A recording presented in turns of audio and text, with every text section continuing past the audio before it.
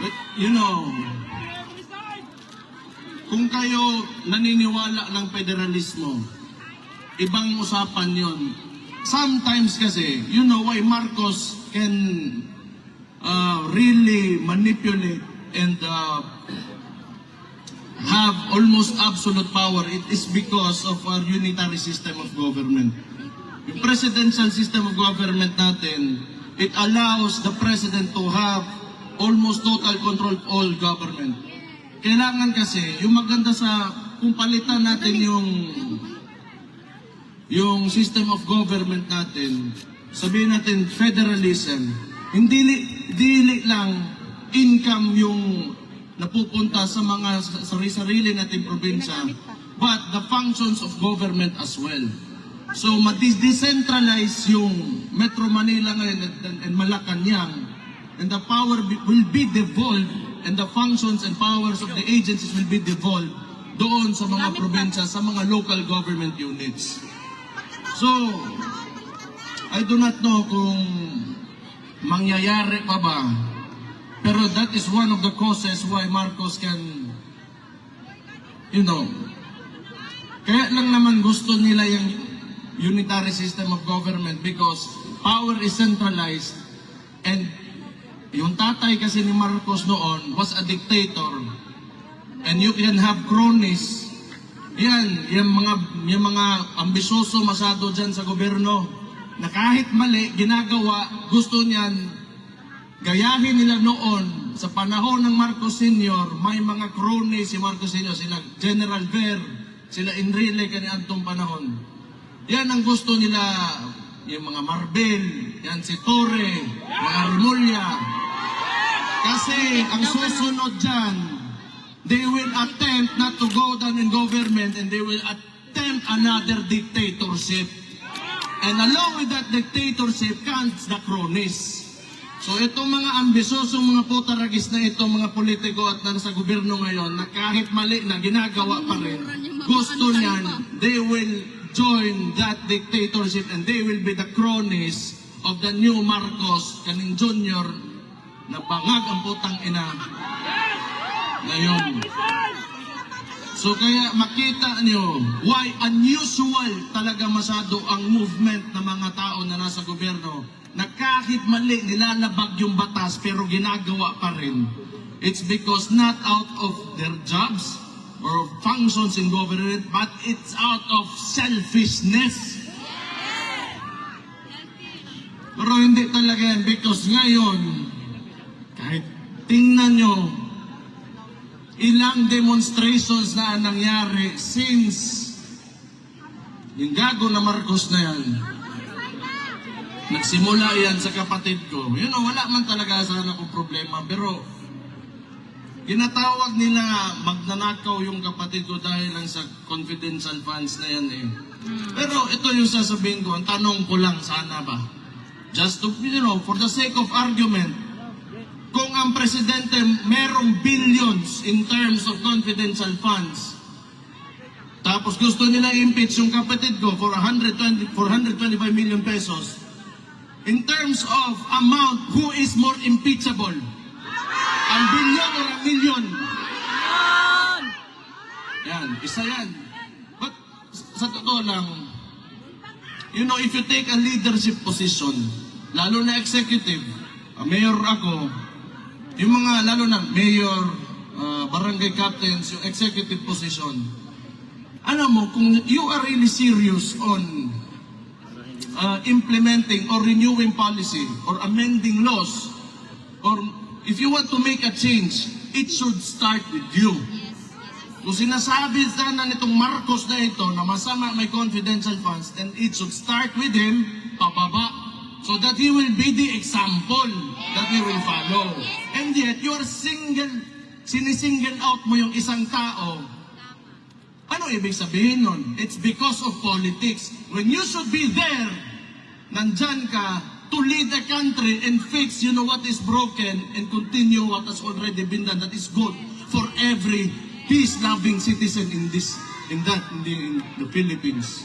Pero anong ginagawa?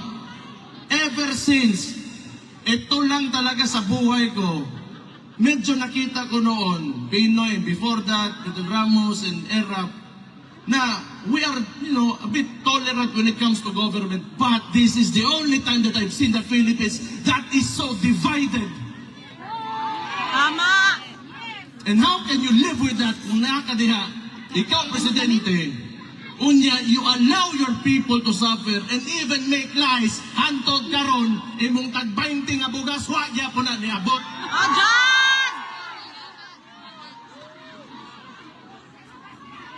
Batay may mo, basta buang kalingkod, gina. Ajan! Pero,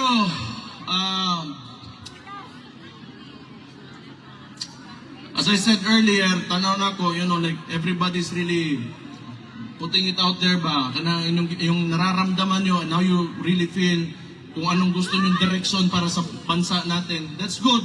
I think you should continue doing this kasi we will do the same thing. I will do the same thing. It will be not for ourselves, but it will be for the future of our children, our grandchildren, and our country. So yun na mahalaga. Maybe someday, hindi na lalaki yung mga anak natin o yung mga apo natin, iba. Maybe they will be facing not the same problems na ito, lalo na itong malala talaga itong administrasyon na ito. Tingnan nyo, kahit kasama nila sa alyansa, nung pagpanalo ni Ping Lacson, what did he say? The 2025 budget is the most corrupt budget in Philippine history. Kahit kasama nila mismo, natapos lang sandali, sinabi na nila. Wala talagang... So totoo lang, hindi ko maintindihan why they can afford to do all of this. And at 2028, matatapos din ang termino ni Marcos eh. So anong gusto niya? Hindi ko talaga alam.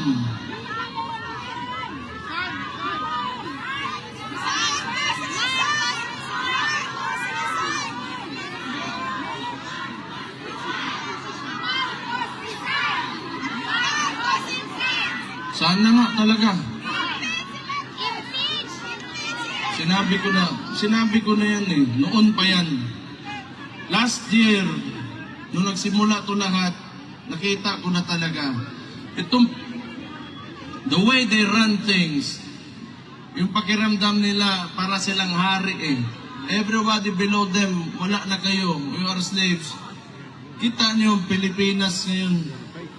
Sometimes, I don't even want to believe yung mga sinasabi sa akin ng mga kaibigan ko sa ibang lugar.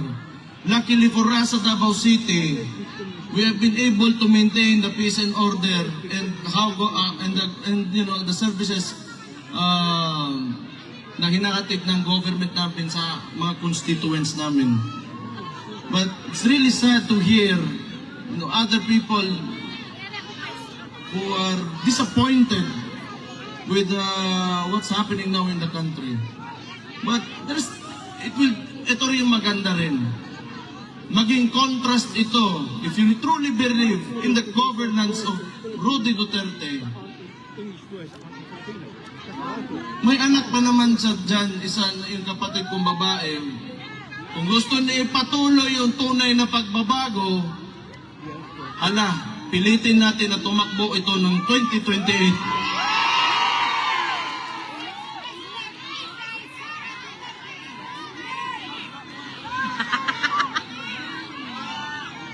Ano tingin nyo? 2028, Sara Duterte for President. Magaling. Sabihin ko kayo nagsabi ha, nagmatasundukin ako yan.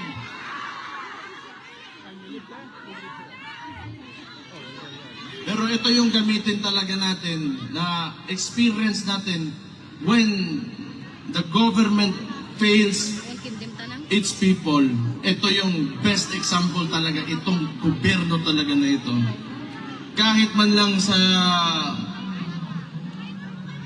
puro kalokohan talaga. Kahit press release, kalokohan, puro kasinungalingan, puro politics. Wala kayo makita bagong tulay ngayon. Wala kayong makita Ewan ko na lang. But anyway, ayoko na magsalita masyado ng sobra pa nito. I'm just happy to be here to see all of you, and sa mga lahat ng nakikinig na mga OFW na sa ibang bansa ngayon. Alam ko malakas talaga ang suporta ni Papa galing sa mga OFW natin. Salamat, kaayos niyong tanan. Sayaw mo na, sayaw! Sayaw! Sayaw daw na, sir! Sayaw! Sayaw! Dili kabayran ang kuan. Suporta ngayon yung ginapakita. So, on my part, bilang anak ni Rodi Duterte, I will look for a way and I will fight for you back in the Philippines when I go back there. May 3 taon pa, hindi nila ako natakot for the first 3 years. And I'm sure hindi nila ako matatakot for the next 3 years. Malabo yan. Malabo yan. Kay mga pisot sila, buisit ang mga kawalan na.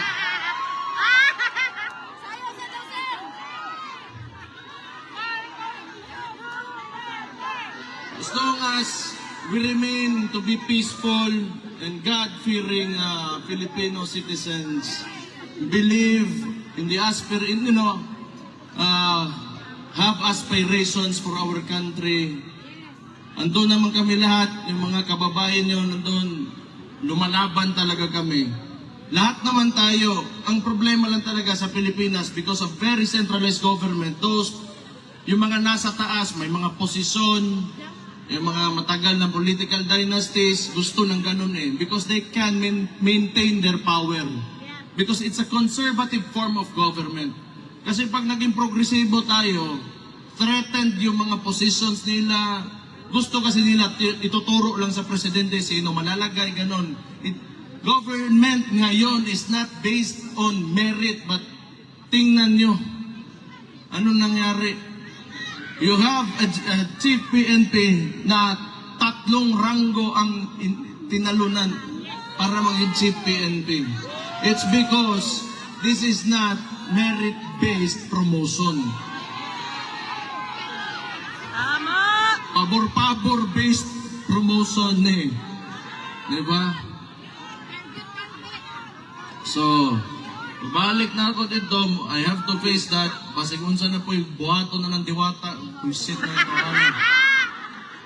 Lima ka, nagbenta lang ng pares overload, sumali ng party list, naging kidnapper, naging chief PNP si Diwata. Oh! Si Raulo. Pero alam nyo, tingin ko, pag magkuha yan ng neuro exam, di yan makapasar. Buang talaga yan. True! Nobody in their right mind would do what he did.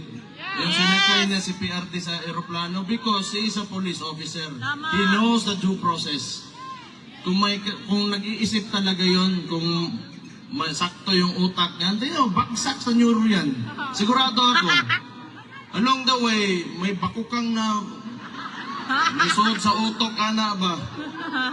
Nakakaon siguro, panos nga, pansit.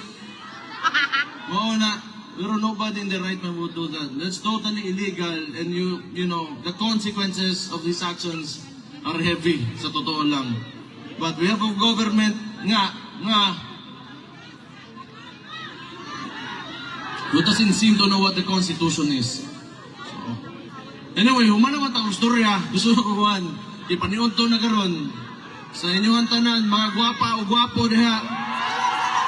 Oh, naniwala naman kayo. Mabuhay kayong lahat. Buhay! Mabuhay ang OFWs. Buhay! Mabuhay ang Pilipinas. Mabuhay! Hey, yeah, yeah, yeah, yeah, yeah.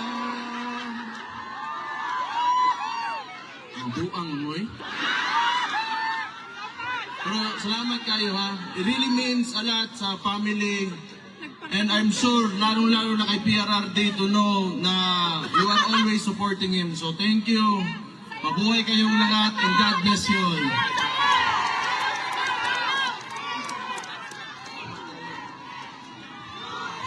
Maraming salamat po, Vice Mayor Sebastian Baste Duterte.